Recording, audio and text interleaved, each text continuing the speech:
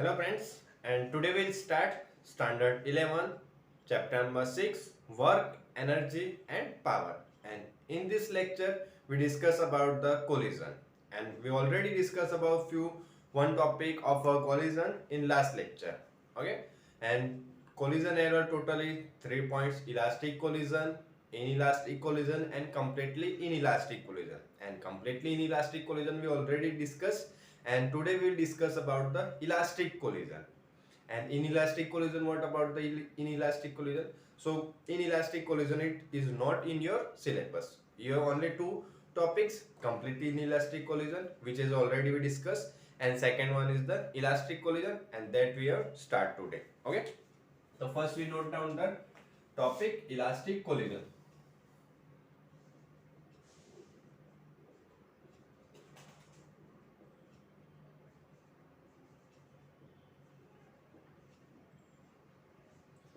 And we already discussed what happened in the elastic collision. In elastic collision, and the kinetic energy of the first object and second object before the collision, and the kinetic energy of first object and second object after the collision, and both the kinetic energies are supposed equal, then you can say the collision is known as elastic collision. Okay, the first we consider, suppose there is a one surface and there are two balls. First ball here it is and second ball here it is.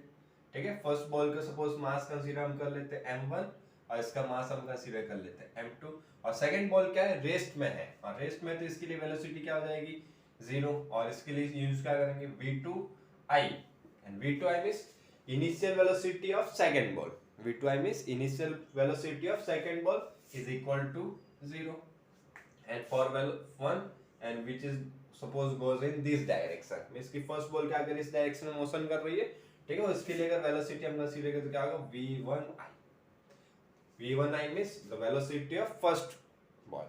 Okay, and it is before collision.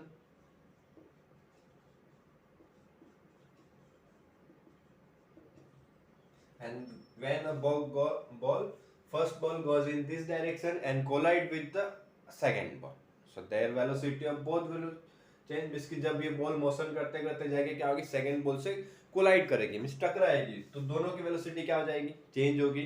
ठीक है, mass constant रहेगा, velocity change होगी, तो उसके लिए अगर हम diagram draw करें तो क्या आ जाएगा, आफ्टर कोलिजन के लिए, for after collision.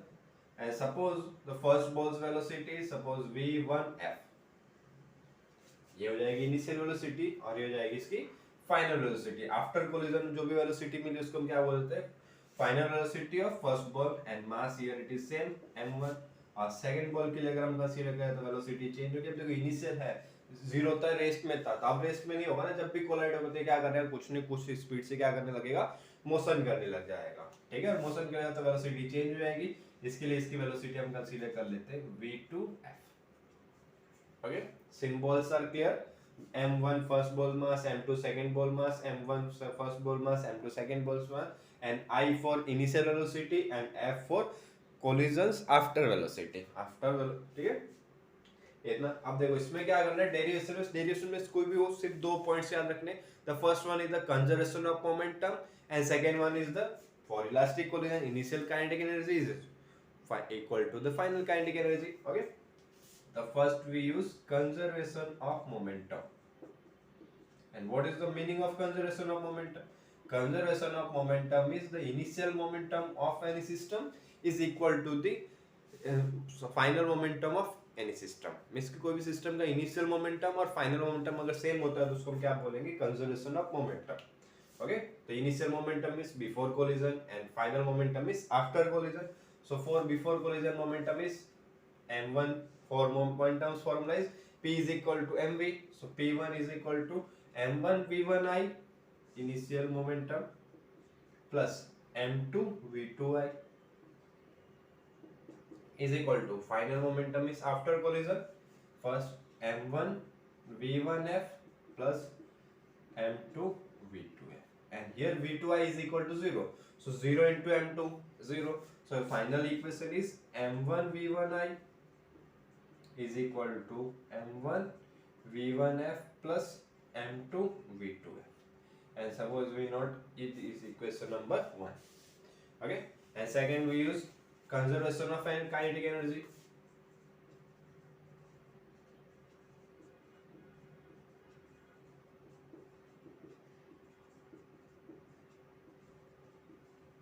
Okay, conservation of kinetic energy means initial kinetic energy of both is equal to the final kinetic energy of both.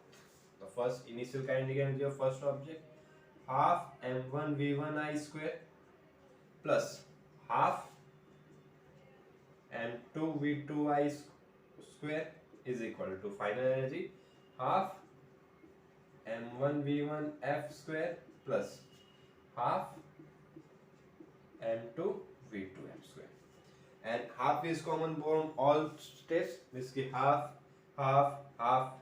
cancel, and v2i is also 0, so v2i square is 0 and m2 into 0 0.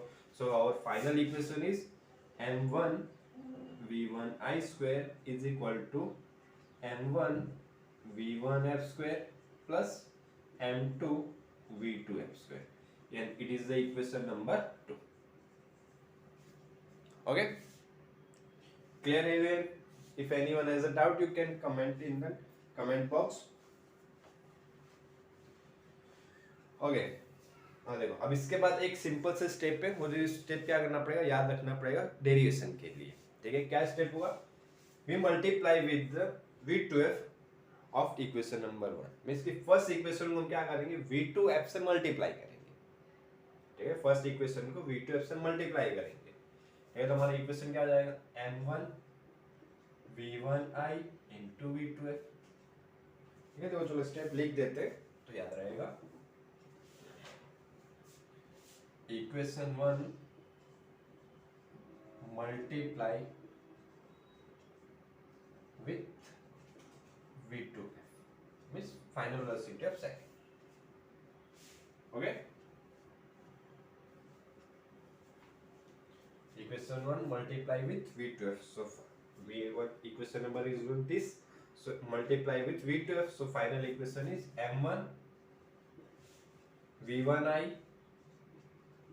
into v2f is equal to m1 v1f, so m1 v1f into v2f plus m2 v2f, and into v2f is equal to m2 v2f square. ठीक है, बोलो sir यहाँ पे जरूरत क्यों पड़ी v2f से multiply करने की, क्या जरूरत है, डायरेक्टली भी तो हम डेरिवेशन, बट देखो डेरिवेशन करेंगे हमें पता चल जाएगा क्यों मल्टीप्लाई किया. ठीक है, तो हम इसको इक्वेशन नंबर बोल देते हैं 3. Okay, it is equation number 3. Now equation 3 subtract equation number 2. इसकी इक्वेशन 3 में से हम क्या करेंगे, सब्ट्रैक्ट करेंगे किसको, इक्वेशन नंबर 2 को. ठीक है, कर देते हैं equation number 3 minus equation number 2. Okay, तो फर्स्ट इक्वेशन लिखेंगे m1 v1i v2f is equal to m1 v1f v2f plus m2 v2f square. ठीक है, अब देखो यहाँ पे इसको थर्ड माइनस कर रहे हैं तो क्या आ जाएगा, minus m1 v1i square is equal to minus. ठीक है, देखो माइनस सब्ट्रैक्ट करोगे तो माइनस हो जाएंगे सभी steps, m1 v1f square minus m2 v2f square. ठीक है, अब देखो plus v2 m2 v2f square and minus m2 v2f square both are cancel. ठीक है, इसके लिए उसको v2f से मल्टीप्लाई किया था. ठीक है, क्लियर हो गया. देखो इसके लिए कैंसिल करने के लिए अब स्टेप्स क्या आ जाएंगे, हमारा फॉर्मूला क्या आ जाएगा, छोटा हो जाएगा. अब देखो इस इक्वल में से इक्वल के साइड वाले को माइनस करेंगे, इक्वल के साइड को इसमें से माइनस करेंगे. ठीक है, तो इधर हो जाएगा m1 v1. ठीक है, हमारा फाइनल क्या बचेगा, m1 v1 i v2f minus m1 v1 i square is equal to m1 v1f v2f minus m1 v1f square. अब देखो दोनों में से कुछ कॉमन निकल रहा है, m1 कॉमन, m1 कॉमन. ठीक है sir, v1i v1f common, but नहीं निकालो तो बेटर रहेगा. ठीक है, उसके लिए देखेंगे. अभी देखो, तो फर्स्ट हम m1 को कॉमन निकाल लेते हैं. m1 common, so it is 1i v2f minus v1i square is equal to m1 v1f v2f minus v1f square. So m1 is cancel from both side. Okay, अब देखो, तो अब इसको क्या करते हो, आपस फॉर्मूला करते हैं, तो हो जाएगा v1i v2f minus v1i square is equal to v1f v2f minus v1f square. ठीक है, अब देखो हम डेरिवेशन कर रहे हैं लेकिन हमें टारगेट ही नहीं पता, हमें लास्ट में रिजल्ट क्या नहीं पता है कि हम फोकस किस पे करें। ठीक है, तो हमारा मेन फोकस ये होगा कि आफ्टर कोलिजन जो वेलोसिटी v1f और v2f वो हमें फाइंड करना है। इसके कोलिजन के बाद की वेलोसिटी के लिए हमें क्या करना है, फॉर्मूला डिराइव करना है। ठीक है, तो उसके लिए फॉर्मूला डिराइव करने के लिए तो मेन हमारा टारगेट क्या होना चाहिए, v1f और v2f पे। देखो तो v2f है, v2f यहाँ पे, v1f है, तो v2f को पहले एक साइड कर लेते हैं और बाकी सबको एक साइड कर लो। तो v2f को इस साइड लेके आ जाओ, तो v1i v2f और प्लस से इक्वल का अपोजिट साइड आएगा तो माइनस v1f v2f और माइनस v1i स्क्वायर है, इक्वल का अपोजिट साइड आएगा तो क्या आ जाएगा, प्लस। तो इक्वेशन क्या आ जाएगा, v1i स्क्वायर माइनस v1f। ठीक है, अब देखो v2f common, so here it is v1i minus v1f into v2f है, और v1i square minus v1f square, so a square minus b square. What is the formula for a square minus b square, a minus b a plus b, so v1i minus v1f and second one is the v1i plus v1f। यहाँ पे कुछ cancel हो रहा है, हाँ, v1i minus v1f v1i minus v1f both are cancel, so finally formula देखो हमें मिल गया किसके लिए, v2f के लिए। क्या आ जाएगा formula, v2f is equal to v1i plus v1f। ठीक है, ये हो जाएगा इक्वेशन नंबर 4। ओके, चलो देखो, तो इतना सा एक बार स्क्रीनशॉट ले लो या नोट डाउन कर लो, वीडियो को पॉज करके वीडियो पॉज कर लो और आराम से नोट डाउन कर लो या फिर स्क्रीनशॉट ले लो। ठीक है, v2f मिल गया हमें, बट अभी भी फाइनल नहीं हुआ, अभी तो हाफ पोर्शन कंप्लीट हुआ है और भी बाकी है भी।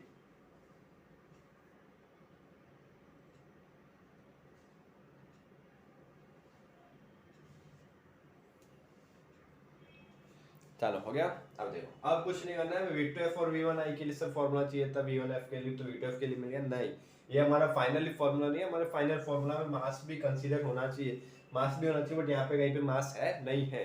ठीक है, तो इसके लिए वो एक स्टेप याद रखना। अब देखो, ये स्टेप कुछ नहीं है, v2f मिल गया, v2f की वैल्यू पुट करनी, v2f की जगह पे क्या पुट करेंगे, v1i प्लस v1f, क्या पुट कर देते हैं इसको, फर्स्ट इक्वेशन के अंदर, ये ठीक है, फर्स्ट इक्वेशन के अंदर इसको पुट करना है। ठीक है, तो देखो बाकी चीजें मैं रफ कर रहा हूँ।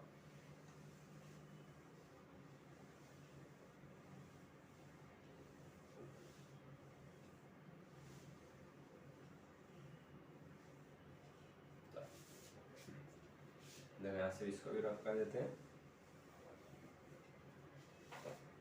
तो v2f की जगह पे क्या पुट करेंगे, v1i प्लस v1f। चलो देखो, so equation number 4 put in equation number 1। Okay, equation 4 का पुट करना है इक्वेशन 1 में। अब हमारे लिए फाइनली फॉर्मूला होगा m1 v1i, ये हो जाएगा same as it is equal to m1 v1f plus m2 and it into v2f, and v2f is equal to v1i plus v1f। ठीक है, काउंट्स ओपन करो। अब देखो, इसके लिए कोई जरूरत नहीं, इसको भी रफ कर देते हैं।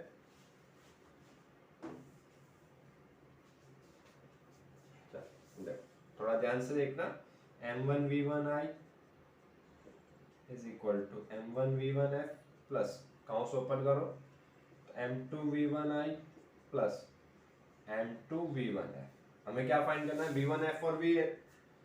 देखो तो यहाँ पे हम अगर देखें तो v1f है, तो ठीक है, इसको इधर रहने देते, v1i को एक साइड कर दो, v1f को एक साइड कर देते, v1i इक्वल का अपोजिट साइड आएगा तो क्या हो जाएगा, माइनस।